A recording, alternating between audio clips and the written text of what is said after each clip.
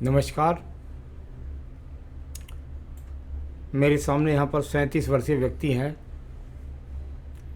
जिनकी हस्तरेखाओं को मैं यहाँ पर देखने जा रहा हूँ।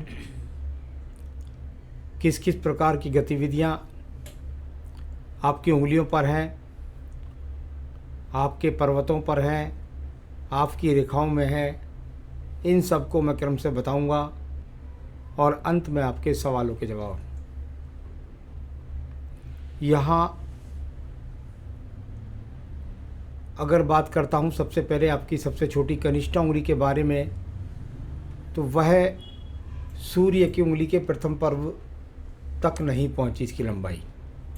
यानी इस प्रकार का गैप जब व्यक्ति के जीवन में होता है तो इनके जीवन के अंदर मेहनत बहुत होती है, इनके जीवन के अंदर संघर्ष बहुत होता है। जो ये ऊंचाइयां प्राप्त करना चाहते हैं उसके लिए इनको बहुत संघर्ष करना पड़ता है। यहाँ प्रथम पर्व मानसिक पर्व, उस पर भी एक हल्की सी माइनस रेखा, कुछ ना कुछ दिमाग के अंदर योजनाएं चल रही हैं जिसकी वजह से मानसिक रूप से इस समय मजबूती महसूस नहीं कर रहे हैं। सेकंड पर्वत पर अगर राहु रेखाओं का प्रभाव देखता हूँ तो कुल मिलाकर क्रोध पर नियंत्रण है, ज़्यादा क्रोध नहीं करते हैं। तीसरे पर्व पर जिस प्रकार की खड़ी रेखाएं हैं आपके पास नित्य धन बनाने के आगमन को दिखलाती हैं। सूर्य की उंगली का प्रथम पर्व, यहाँ से कोई बीपी का रोग नहीं, कोई आँखों का रोग नहीं, किसी प्रकार से किसी अग्निकारक तत्वों से नुकसान के योग भी दिखाई नहीं देते। सेकंड पर्व पर राज्य सरकार से संबंधित किसी भी अगर बहुत बड़े लाभ का संकेत नहीं है तो किसी भी प्रकार के नुकसान का भी संकेत नहीं है। तीसरे पर्व में यदि बात करता हूँ तो वह पर्व सम्मान का पर्व है, सामान्य रूप से व्यक्ति का सम्मान समाज में है। शनि की उंगली का प्रथम पर्व जाना जाता है आपके जीवन के अंदर कोई किसी प्रकार का स्थायी रोग तो नहीं है, अभी किसी प्रकार से कोई नाड़ी का रोग नहीं, किसी प्रकार से कोई स्थायी रोग नहीं सांस यहाँ पर, और किसी भी प्रकार से कोई नाड़ियों का या घुटनों का जोड़ों का दर्द नहीं। सेकंड पर्वत पर राहु रेखाएं दिखाई देती हैं, यानी व्यक्ति ने कोई ना कोई किसी न किसी प्रकार का कर्ज लिया हुआ है, इस प्रकार को ये रेखाएं दर्शाती हैं। तीसरा पर्व यहाँ पर सामान्य रूप से परिवार की स्थिति को या परिवार के संचालन को चलाने के लिए जाना जाता है, यह यहाँ पर है। आइए आपके बृहस्पति की उंगली के प्रथम पर्व को देखते हैं। यहाँ से कोई शुगर, लीवर, कोलेस्ट्रॉल, किडनी, मोटापे इनका रोग नहीं है, परंतु सेकंड पर्वत पर कुछ राहु रेखाओं का होना व्यक्ति के जीवन के अंदर, व्यक्ति ये समझ लीजिए कि बस पति पत्नी के बीच में वो तालमेल नहीं है। व्यक्ति अपने हिसाब से जो उसके मन में आता है उस काम को अंजाम देता है, ज़्यादा एडवाइस पत्नी की नहीं लेता। कभी कभी ऐसे लोगों के बीच में वैचारिक मतभेद भी रहते हैं।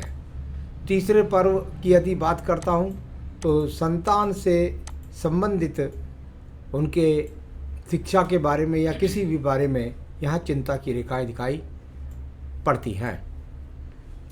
आइए बात करते हैं आपके पास बुध पर्व के बारे में। बुध का पर्व और यहाँ पर ये स्थायी रेखाएं, इस बात को जैसे मैंने पहले पर्व से कहा था, उंगली के छोटे पर्व से, कि यहाँ धन के आगमन नित्य है, उसी प्रकार के हैं। बहुत ज़्यादा अच्छे धन के योगों को ये पर्वत अभी वर्तमान की स्थिति में नहीं दिखला रहा है।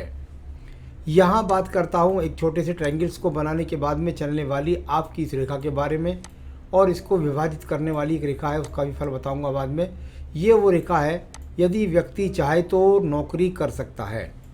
कभी कभी ऐसे व्यक्ति एक नौकरी करने के बाद दूसरे क्षेत्र में चले जाते हैं, या एक काम को करने के बाद दूसरे क्षेत्र में चले जाते हैं, ऐसा भी देखने में आता है। लेकिन यदि ये व्यक्ति प्रयास करे तो इसको राज्य सरकार की नौकरी मिलने का संकेत हाथ के अंदर पूरी तरीके से मजबूत है।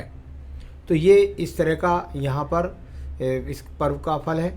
यहाँ पर बात करता हूँ मैं आपके भाग्य के पर्व के बारे में। अगर भाग्य के पर्व की यदि मैं बात करता हूँ तो कोई ज़्यादा दूषित तो नहीं है। जिस प्रकार का भाग्य का पर्व है उससे मैं ये नहीं कह सकता कि आपका भाग्य साथ नहीं देता।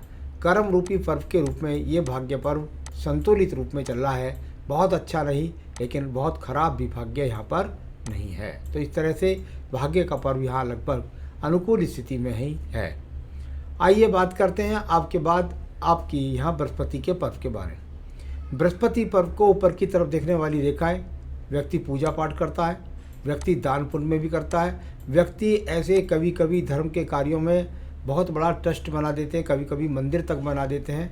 तो अच्छी कल्पनाएं, अच्छी सोच, अच्छी पॉजिटिविटी और समान रूप से अच्छा खान पान के लिए शौकीन व्यक्ति, मिष्ठान के लिए इस तरह के जाने जाते हैं। ये अच्छी रेखाओं के रूप में यहाँ पर रेखा है। यहाँ पर बात करता हूँ आपके अंगूठे के प्रथम पर्व के बारे में। उस पर एक आड़ी रेखा लग जाए तो यानी व्यक्ति संतुष्ट नहीं है अपने जीवन से, अपने जीवन के जो संशोधन होना चाहिए, संतुष्टि होनी चाहिए, वह यहाँ पर दिखाई नहीं देती। सेकंड, पर्वत की स्थितियों पर तर्क शक्ति के पर्व पर भी बहुत ज़्यादा आड़ी तड़ी रिक्शाएँ काटती हुई तीसरे पर्व तक पहुँचती हैं। यानी कुल मिलाकर लग्जीरियस जीवन की चाहत रखते हैं और व्यक्ति बहस भी अच्छी खासी कर लेता है, गलत बात पर तो बिल्कुल भी हाँ में हाँ नहीं मिलाता। आइए बात करता हूँ आपकी हृदय रेखा के बारे में। पहले राइट हैंड पर देख लेता हूँ, और राइट हैंड पर यदि मैं देखता हूँ तो हल्की सा दीप रहा, शुरू में ज़्यादा रेखाएं नीचे की तरफ गिर रही है। अब ये नीचे गिरने वाली रेखाओं का फल क्या है? नीचे गिरने वाली रेखाओं का फल माना जाता है व्यक्ति लोगों के काम आता है और लोग व्यक्ति के काम नहीं आते। इसके ऊपर एक भी खड़ी रेखा नहीं। यदि आप अपना काम के लिए दूसरे व्यक्ति के पास जाएंगे तो वह व्यक्ति आपको, फिर वो आपका काम नहीं मिलेगा। ऐसे व्यक्तियों को साझेदारी में भी नुकसान के बहुत संभावनाएं रहती है, साझेदार इनका फ़ायदा उठा लेते हैं। अब बात करता हूं आपके लेफ्ट हैंड में एक काले तिल के बारे में अवश्य पूछना चाहेंगे आप, इसके फल के बारे में। तो देखिए, जब मैं इस लेफ्ट हैंड की बात करता हूं तो ये कहीं ना कहीं लेफ्ट हैंड यानी ये लगभग आपकी उम्र के आधे तक, क्योंकि ये हृदय रेखा और शनि पर्व के नीचे है। यानी मन की इच्छाओं को व्यक्ति, इसको ऐसे बोलेंगे, हृदय यानी मन की इच्छाओं पर काला तिल है, शनि पर्व के नीचे है। यानी व्यक्ति को कुल मिलाकर के जो धन की इच्छा है उसकी, वो लगभग 40 साल के बाद कुछ संतुष्ट महसूस करेगा। कभी ऐसा भी देखने में आता है जब ये काला तिल होता है तो अपने परिवार में जिसको आप बहुत ज़्यादा मन से चाहते हैं, पिता भी हो सकते हैं, माता भी हो सकती है, भाई भी हो सकते हैं, उनकी मृत्यु कम उम्र में देखने में आती है। तो ऐसा भी यहाँ पर देखने में आता है। इसका प्रभाव आपके जीवन में अब खत्म हो चुका है। आइए बात करता हूँ मैं इसके बाद आपकी बुद्धि रेखा के से पहले आपके निम्न मंगल पर्व के बारे में। जहाँ निम्न मंगल पर्व में रेखाओं का संबंध मैंने बताया, वहीं निम्न मंगल पर्व से निकल करके और सूर्य पर्व से गुजरकर बुध पर्वत तक जाने वाली रेखा, मंगल से निकली बुध तक गई। यानी व्यक्ति के जीवन के अंदर मेहनत से धन उत्पन्न करने की रेखाएं, और ये रेखाएं जहाँ पर जो रेखाएं निकल रही हैं ये बार बार जा रही हैं आयु रेखा को काट करके, अन्य रेखाओं को काट करके। यानी व्यक्ति के जीवन में भाग दौड़ और मेहनत से ही धन को प्राप्त होगा। इस प्रकार की वो रेखाएं कहलाती हैं। इनको बुरा न समझें, प्रशंसनीय रेखाएं हैं। यहाँ पर बात करता हूँ आपकी मैं बुद्धि रेखा के बारे में। बुद्धि रेखा की अगर बात करते हैं तो ये आपके जीवन के अंदर यहाँ से जाकर के लगभग बैलेंस में बुद्धि रेखा है। बैलेंस में बुद्धि रेखा यानी आपके जीवन के अंतर्गत आप बुद्धि रखते हैं और ऊंचाई नीचाई का आपको पहले से आभास हो जाता है कि इस चीज़ में मुझे नुकसान आता है, हो सकता है, क्योंकि और वो उस चीज़ से फिर बच भी जाता है व्यक्ति। तो इस तरह का ये अच्छी यहाँ पर आपकी बुद्धि रेखा। द्वितीय पर्वत पर कोई भी मंगल पर्वत अच्छा है। यदि कि जमीन जायदाद से जो काम की बात करते हैं उसके लिए बहुत अच्छा होता है मंगल पर्वत। यहाँ पर कोई झगड़े झंझट, कोर्ट कचहरी, मुकदमे के योग भी नहीं दिखाई देते। नीचे के चंद्र पर्वत की स्थिति भी बड़ी ही मजबूत है। व्यक्ति बुरे आचार विचार का नहीं है। साथ ही साथ यहाँ पर प्रगति यानी उन्नति की तरफ, ऊपर की तरफ देखने वाली रेखा है। यानी आपके जीवन के अंदर आप सोच रहे हैं, मैं दिमाग में योजनाएं हैं, मैं धन कमाऊँ, बस इसको प्रगति कारक रेखाएं बोलते हैं। बुद्ध रेखाओं की यदि स्थिति को देखता हूँ तो वह लगभग जाकर के अभी यहाँ पर आपकी बुद्धि रेखा के पास ही जाकर जमा हो गई है। यानी ये अपने आप में दो शाखा से भी है। कोई बुरा चिन्ह तो मैं इसको नहीं कह सकता, लेकिन व्यापारिक गुण भी इसको मैं नहीं कह सकता, क्योंकि उंगली भी छोटी थी, बुध पर्वत पर रेखाएं भी नहीं है, और यहाँ से कोई व्यापार की भी अच्छी मजबूत स्थिति की रेखा गई नहीं, तो व्यापारिक के हिसाब से तो ठीक नहीं है। भाग्य रेखा है, एक ही काम लगातार व्यक्ति का ये चलता गया और सीधा चलता चला गया और चलता चला गया और चलता चला गया, यानी आज जो काम कर रहे हैं वह जीवन भर आपका काम रहेगा, इस प्रकार की ये रेखा यहाँ पर बताती है। आपके पास एक मंगल रेखा भी है, ये बहुत बढ़िया कवच रेखा के रूप में जानी जाती है। ये जो आप प्रॉपर्टी का काम कहते हैं उसका काम कहते हैं, या खेती बाड़ी का काम कहते हैं, दोनों मंगल अच्छे हैं, उत्तम है। ये आपको बड़ी मुसीबतों से निकालने वाली रेखा है। ये काले बिंदु के पीछे लग गई, ये बहुत अच्छी बात हुई, वरना अगर ये कालू बिंदु के बीच में नहीं लेती तो ये आपके जीवन में एक तरीके से कह सकते हैं कि संसाधनों पर ग्रहण लगा देती। तो दो कवच रेखा के बीच में और आयु रेखा के बीच में है, मेहनत जरूर करवाएगी, लेकिन किसी बड़ी मुसीबत से निकालने की रेखा पीछे इसके खड़ी है। यहाँ पर ये जो रेखा है आपके हाथ के अंदर दिखाई देती है, ये समय समय पर आपके जीवन में तरक्की की रेखाओं के रूप में जानी जाती है कि भाई छोटी छोटी तरक्की निरंतर रूप से व्यक्ति को जीवन में मिलती रहेगी। आयु रेखा की अगर बात करता हूँ, शुक्र पर्वत को देख लीजिए पहले।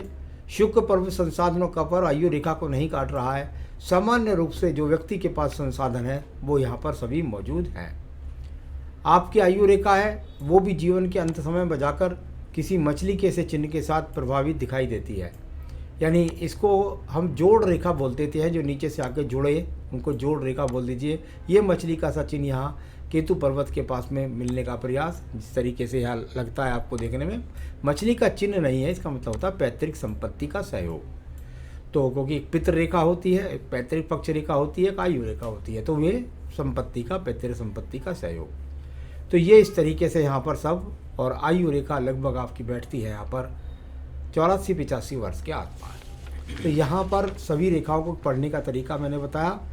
सवाल के लिए आपने कोई विशेष सवाल नहीं पूछा है, लेकिन जो जो इस रेखा बता रही थी उनके फल मैंने आपको पढ़ दिए, वहाँ से आप सवाल कर सकते हैं। व्यक्ति भक्ति भाव वाला भी है।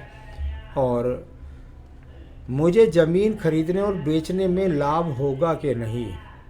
हाँ, निश्चित रूप से दोनों ही मंगल उत्तम हैं, उनके बीच में दिखता है कि हाँ भाई निश्चित रूप से आपको लाभ होगा, इसमें कोई शकुनी बात नहीं है।